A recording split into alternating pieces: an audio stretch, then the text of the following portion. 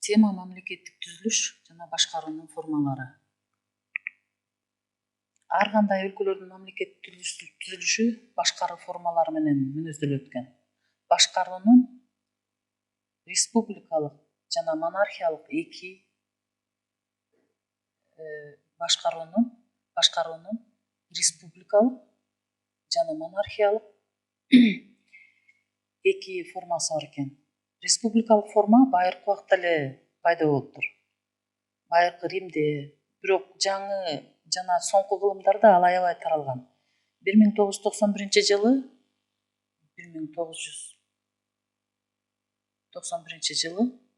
дүйнөдө 127 республика болсо, мурдагы СССР менен Югославия тарагандан кийин алардын саны 140ка жеткен.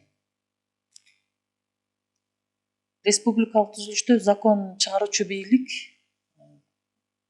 республикага жазсак болот экен бул жерде.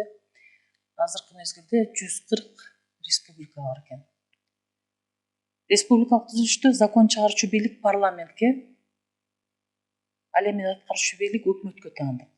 Өлкөлөр парламенттик же президенттик республика болушу мүмкүн. Президенттик республикаларда өкмөттүн башында президент турат, анын полномочиясы өтө чоң. Мисалы үчүн АКШда, кээ бир Латын Америка өлкөлөрүндө. Парламенттик республикада президенттин ролу азыраак, өкмөттү премьер-министр башкарат. Мисалы үчүн бул Германия, Италия, Австрия, Индия. Демек, республикалык башкаруу формасында башкаруунун 4 формасы каралат экен. Бул жерде президенттик гана башкаруу. Башкача айтканда, президенттик республика президент гана башкарат, президент гана бийлик кылат. Экинчи бул президенттик республика болсо, президент парламентке көз каранды болот экен. Андан кийин республикалык формада аралаш башкаруу бар экен. Аралаш башкарууда парламент президенттик болушу мүмкүн экен, же болбосо президент парламенттик болушу мүмкүн экен. Ал эми дагы республикалык башкарууну парламент гана жүргүзөт экен да. Ал эми монархиялык болсо өзүнүн ичинен экиге бөлүнөт экен. Абсолюттук монархия жана чектелген монархия. Абсолюттук монархия бул чексиз бийлик, чексиз болуп эсептелинет экен. Бул монархиялык формадагы башкаруу кул ээлөөчү феодалдык коомдордо пайда болгон, өзгөчө байыркы чыгыш Египет, Вавилондо, Ассирияда, Кытайда, Индияда биринчи монархиялык башкаруу өкүм сүргөн. Кийин Рим империясына, орто кылымда Франция, Германия, Испания таралган. Азыркы дүйнөнүн саясий картасында 29 монархиялык өлкө бар экен. Анын 12си Азияда, 12си Европада, 3-өө Африкада,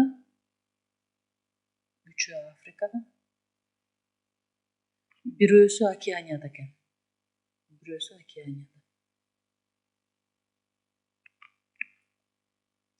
Алардын ичинде биринчи империя Япония 16 королдук, 3 князьдык, 1 герцогдук, 3 султан, 4 эмират, 1 папалык мамлекет, шаар Ватикан бар экен. Булардын көпчүлүгү конституциялык монархия болуп, закон чыгаруучу бийлик парламентке, аткаруучу бийлик өкмөткө тийиштүү. Ал эми монарх падышачылык кылат, башкара албайт. Аларга Улуу Британия, Норвегия,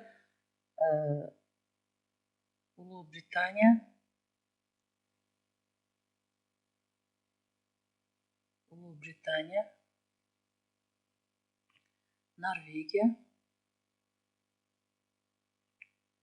Швеция, Дания, Бельгия, Нидерланд, Испания, Япония кирет экен. Конституциялык монархияда башка дүйнөнүн саясий картасында бир нече абсолюттук монархия сакталып калган.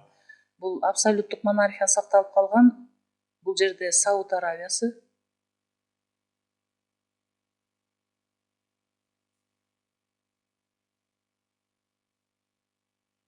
Сауд Арабиясы, Бириккен Араб Эмираты,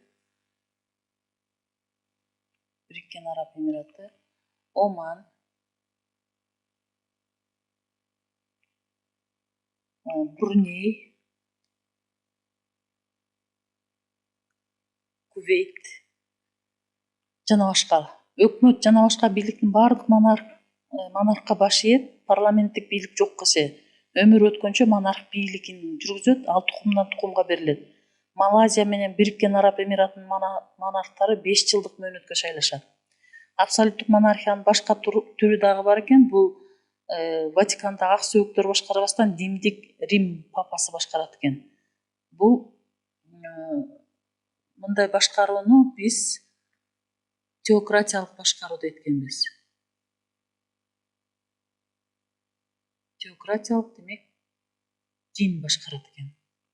Башкаруунун дагы бир формасы Улуу Британия башында турган өлкөлөрдүн шериктештиги. Юридикалык жактан улуттардын Британия шериктештиги 1931 кабыл алынган. Ага Улуу Британия жана доминиондору Канада, Австралия союзу, Австралия, Түштүк Африка союзу, Ньюфаундленд жана Ирландия кирет экен.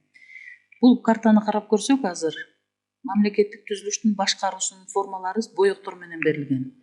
Көк менен бул президенттик республикалар берилген, көк боёк менен. Бул жерде карасаңыздар Орто Азия республикалары, Африка, Борбордук Африка республикалары, Латын Америкасы жана Америка Кошмо Штаты булар президенттик республика болуп эсептелинет экен.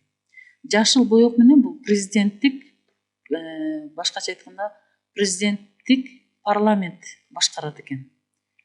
Ал эми сары боёк менен бул аралаш башкаруу мамлекеттер берилген. Бул парламент президенттик башкаруу болуп эсептелинет экен.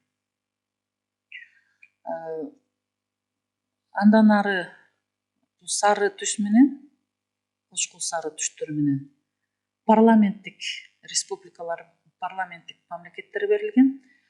Ал эми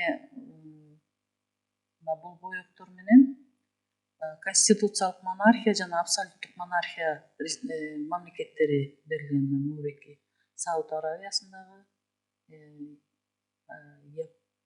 Улуу Британия, Япония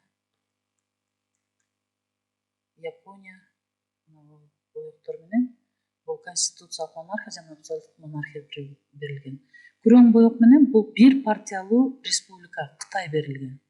Бул жерде бир гана партиялуу республика башкарат экен. Мына бүгүн балдар биз азыр мамлекеттик түзүлүштүн башкаруу формалары менен